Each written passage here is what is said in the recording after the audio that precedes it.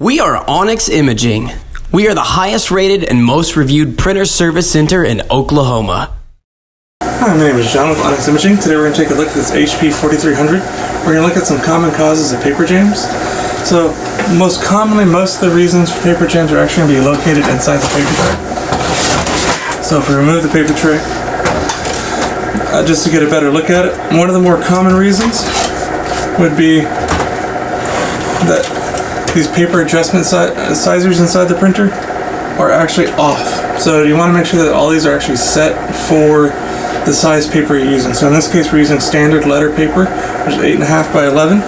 So you want to make sure by using these little blue tabs that everything is set directly on the indication for the size paper that you're using. And again, it's both length and width of the paper.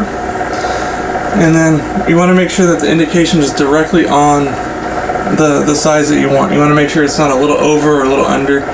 If it's off, so if it's a little under this mark, then it can actually cause the paper to be a little too tight inside the paper tray. If it's over the size, then you can actually cause it to be too loose and the paper can shift inside the tray to where it's going to struggle to pull the paper through the printer properly. The next common cause is actually when you're adding paper to the printer.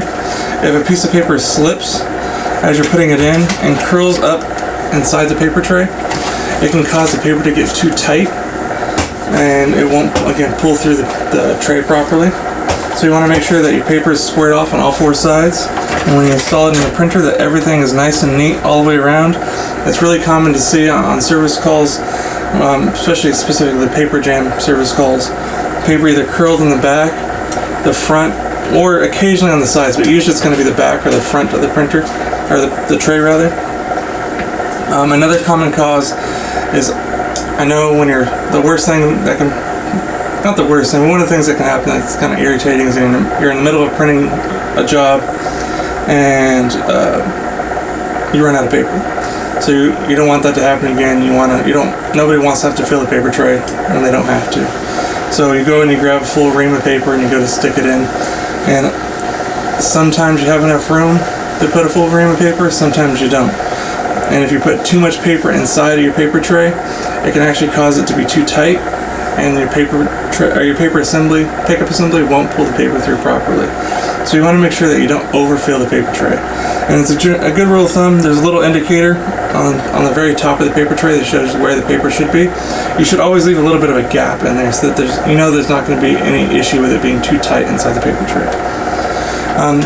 Another common cause of paper jams inside the paper tray is just a regular routine maintenance issue, which is your rollers might be worn or dirty. And without having to look underneath the printer or getting too far into it, right at the very front of this paper tray, you actually have one of your rollers, and there should be texture to it. So it should kind of look like a car tire. There should be a little bit of texture on it. If it looks smooth or glossy, then you definitely need your rollers replaced. If that's something you don't feel comfortable with, please feel free to give us a call, and that's something we can help you out with. Other than that, the next common place to find paper jams is going to be underneath the printer cartridge, or the toner cartridge.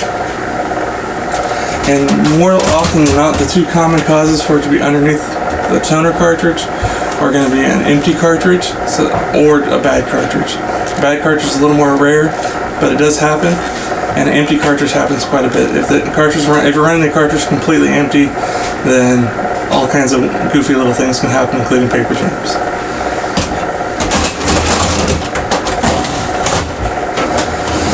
And then also, this particular 4300 has a duplexer installed. It's very important whenever you have any accessories for a 4300 that you have them completely installed before you power on the printer.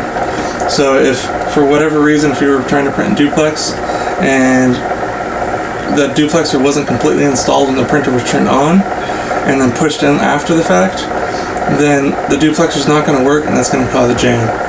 So it's very important that you have the duplexer completely pushed all the way in and installed before the printer turns on in order for the duplexer to work properly.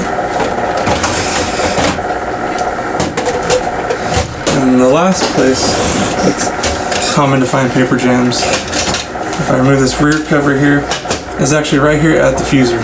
Anytime you're looking at the fuser, be very careful. The fuser gets hot, so try to be careful not to burn yourself, and you don't want to remove it without the power of the printer turned off. So be very careful around this area.